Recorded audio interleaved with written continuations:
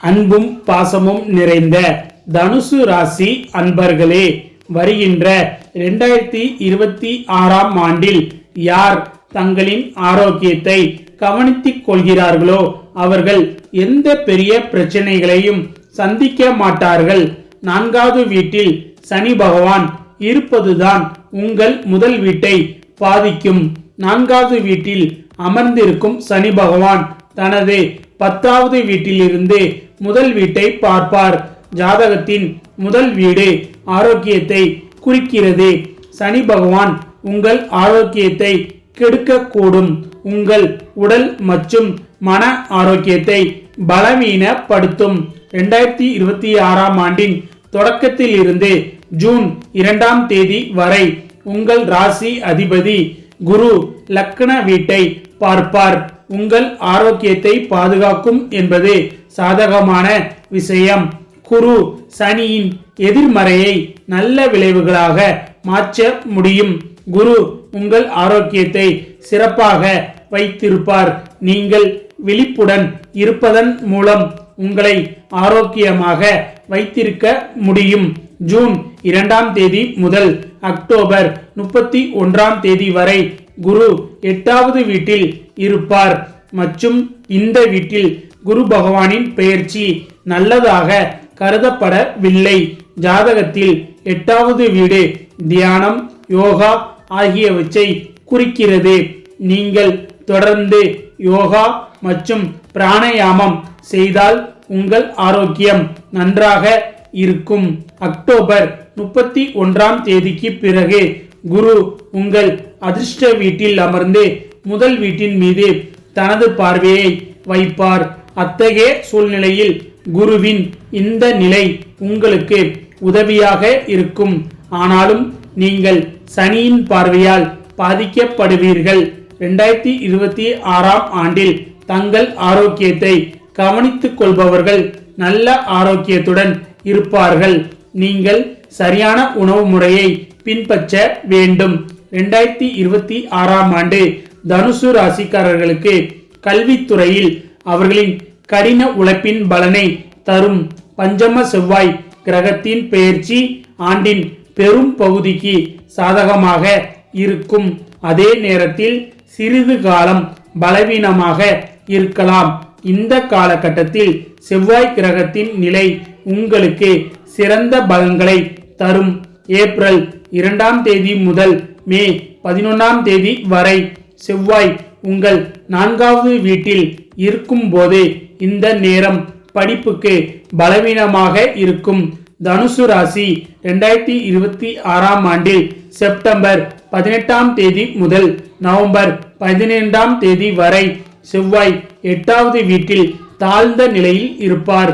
இந்த நேரத்தை கல்விக்கும் நல்லதாக கருத முடியாது.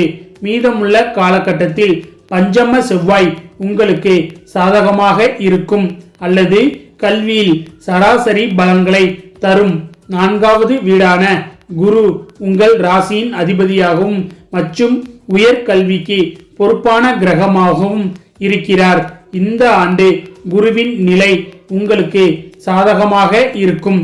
7வது வீட்டில் அமைந்துள்ள குரு பகவான் உங்கள் லாப வீடு, முதல் வீடு மற்றும் 3வது வீட்டின் மீது பார்வை வைப்பார். உங்கள் சிந்தனை, உங்கள் திட்டங்கள் மற்றும் உங்கள் கற்பனை சக்தியை வலுப்படுத்தும்.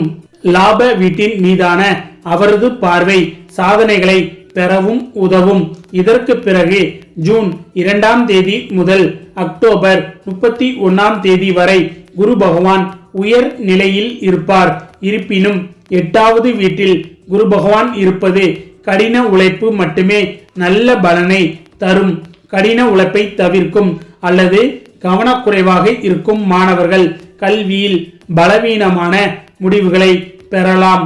குரு பகவான் இந்த ஆண்டு உங்களுக்கு மிகவும் நல்ல பலன்களையோ அல்லது எதிர்மறையான பலன்களையோ தருவார்.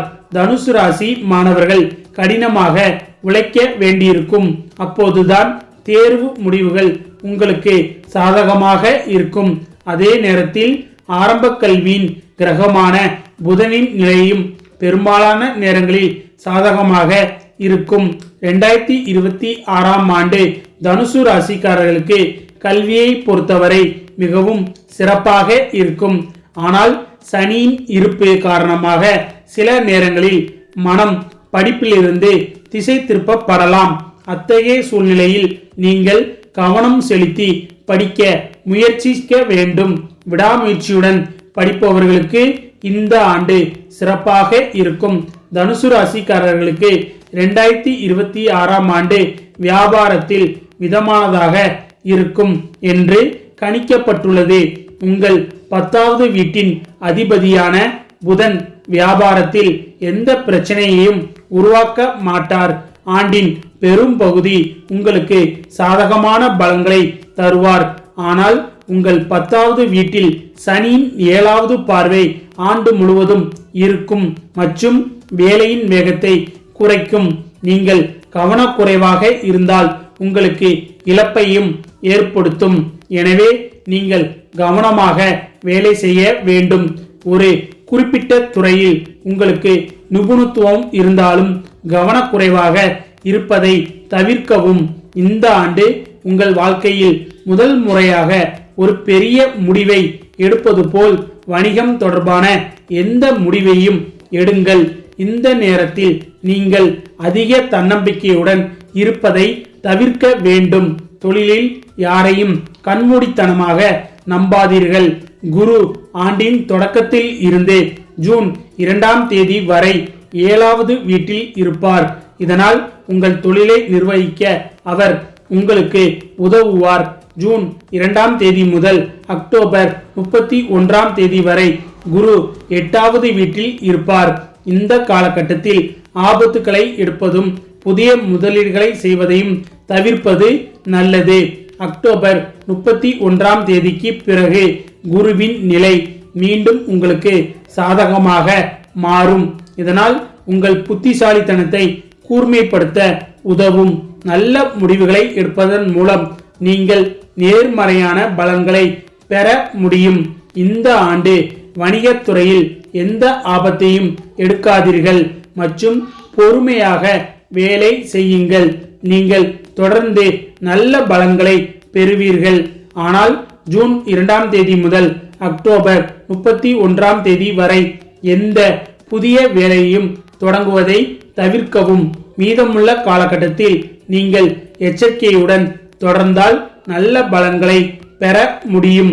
தனுசு ராசிக்காரர்களுக்கு வேலைகளை பொறுத்தவரை சராசரியை விட சிறப்பாக இருக்கும். ஏனெனில் உங்கள் தொழில் வீட்டின் அதிபதியான புதன் ஆண்டின் பெரும்பகுதி உங்களுக்கு சாதகமாக இருப்பார். உங்கள் 6வது வீட்டின் அதிபதியான சுக்கிரனின் நிலையும் பெரும்பாலான நேரங்களில் சாதகமாக இருக்கும். சுக்கிரன் மூலம் வேலையில் நேர்மறையான பலன்களை பெறுவதற்கான வாய்ப்புகள் அதிகம். ஆனால் சனி, கேது மற்றும் குருவின் நிலை இடையிடையே உங்களுக்கு சிக்கல்களை உருவாக்க கூடும். 2026ஆம் ஆண்டு வேலைகளை பொறுத்தவரை உங்களுக்கு கலவையாக இருக்கலாம். இருப்பினும் பிப்ரவரி 3ஆம் தேதி முதல் ஏப்ரல் 11ஆம் தேதி வரையிலான காலகட்டத்தில் உங்களுக்கு சில புதிய வேலை வாய்ப்புகள் கிடைக்கக்கூடும். ஆனால் இந்த காலகட்டத்தில் மாற்றங்களை செய்வதை தவிர்க்கவும். மற்றவர்களிடம் மிகுந்த பணிவுடனும் நேர்மறையுடனும் பேசுங்கள். தனுசு ராசிக்காரர்கள் சக ஊழியர்களுடனான உறவு மோசமடையாமல் பார்த்து கொள்ள வேண்டும். அதே நேரத்தில் ஏப்ரல் 11ஆம் தேதி முதல் ஏப்ரல் 30ஆம் தேதி வரையிலான காலகட்டத்தில் புதன் பகவான் உங்கள் 4வது வீட்டில் இருப்பார். ஆனால் அவர் சனி பகவானுடன் தாழ்ந்த நிலையில் அமர்வார். இதன் விளைவாக நீங்கள் வேலையில் எந்த விதமான ரிஸ்க் எடுப்பதையும் தவிர்க்க வேண்டும். வீடு மற்றும் குடும்பத்தின் பிரச்சனைகள் உங்களை ஆதிக்கம் செலுத்த அனுமதிக்காதீர்கள். இதனால் அவற்றின் எதிர்மறை விளைவுகள் உங்கள் வேலையில் ஏற்படாது. உங்கள் வேலையை பாதுகாப்பாக வைத்திருக்க முடியும் மற்றும் மீதமுள்ள நேரத்தில் எந்த பெரிய பிரச்சனையும் இருக்காது. சனி பகவான் பார்வையின் செல்வாக்கு காரணமாக வேலை எளிதாக இருக்காது. ஏனெனில் நீதி கடவுளான சனியின் 3வது பார்வை உங்கள் 6வது வீட்டில் விழுகிறது. 7வது வீட்டின் பார்வை உங்கள் 10வது வீட்டில் இருக்கும். அத்தகைய சூழ்நிலையில் உங்கள் வேலையில் சிக்கல்கள் இருக்கும். ஆனால் சனி பகவான் அர்ப்பணிப்புடன் வேலை செய்பவர்களுக்கு வெகுமதி அளிப்பார். உங்கள் கடின உழைப்பின் நேர்மறையான பலன்களை பெறுவது மட்டுமல்லாமல் உங்கள் வேலையையும் பாதுகாப்பாக இருக்கும். இந்த ஜாதகக்காரர்களுக்கு பதவி உயர்வுக்கான வாய்ப்புகள் இருக்கும். தனுசு ராசிக்காரர்கள் 2026ஆம் ஆண்டில் வேலையில் நல்ல பலன்களை பெற கடினமாக உழைக்க வேண்டியது இருக்கும். இந்த ஆண்டு வேலையின் அடிப்படையில் சராசரியாகவோ அல்லது சராசரியை விட சிறப்பாகவோ இருக்கலாம். 2026ஆம் ஆண்டு தனுசு ராசிக்காரர்களின் நிதி வாழ்க்கை பொதுவாக சிறப்பாக இருக்கும்.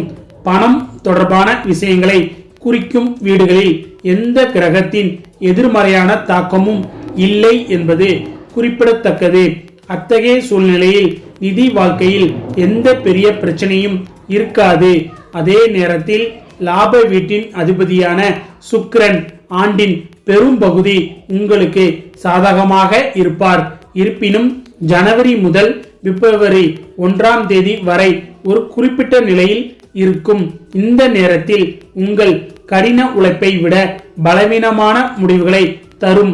அத்தகைய சூழ்நிலையில் உங்கள் வருமானம் குறைவாகவே இருக்கலாம். இருப்பினும் சுக்கிரன் உங்கள் முதல் வீட்டில் இருப்பார். இதன் விளைவாக நீங்கள் ஆடம்பரங்களுக்கு பணத்தை செலவிடுவீர்கள். இந்த நேரத்தில் நீங்கள் சேமிக்க முடியாமல் போகலாம். ஆனால் உங்கள் பணம் அர்த்தமுள்ள விஷயங்களுக்கு செலவிடப்படும் என்பது குறிப்பிடத்தக்கது. மேலும் இது போன்ற ஜோதிட தகவல்களுக்கு நமது சேனலை மறக்காமல் சப்ஸ்கிரைப் செய்து கொள்ளுங்கள். நன்றி, வணக்கம்.